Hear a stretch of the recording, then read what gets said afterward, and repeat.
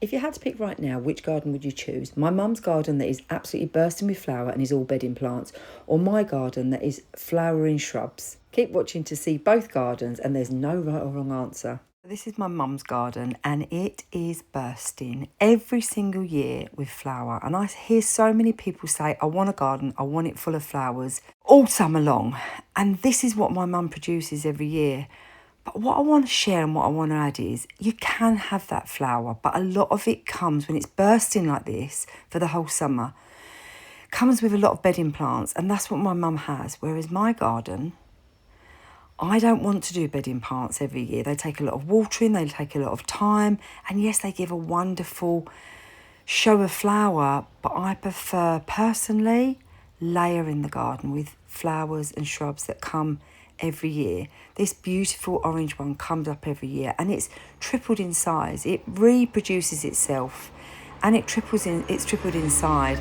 This has come up for the last 3 years, and if I put it in a bigger place rather than a pot, it would become bigger, and there's not really much I have to do with it.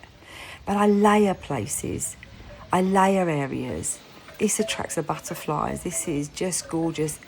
Comes up above the fence, so it hides a lot of the neighbour's garden from us. This was left by the birds and comes up every single year and is going in other places. So there's not really much I have to do with it. This is a great one, and again comes up every single year. So I'll put some things in that pot and then this will come on later on in the season. My favourite is lavender, as you know by now, and I've got it all over the garden because it lasts for weeks. But then when it goes, something else comes up. Those geraniums there were from last year. And then I'll pop in between the things like tomatoes, which when they turn red, they give another bit of colour.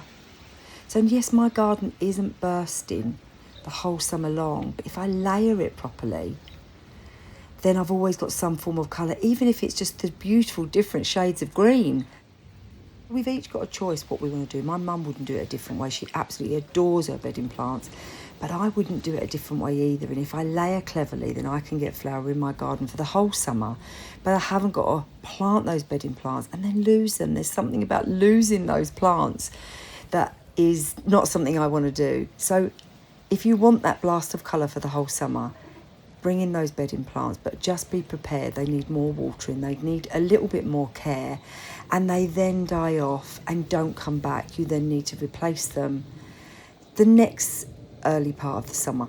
I hope that's given you some ideas and inspiration of what type of garden you would like, and know that there's no right and there's no wrong.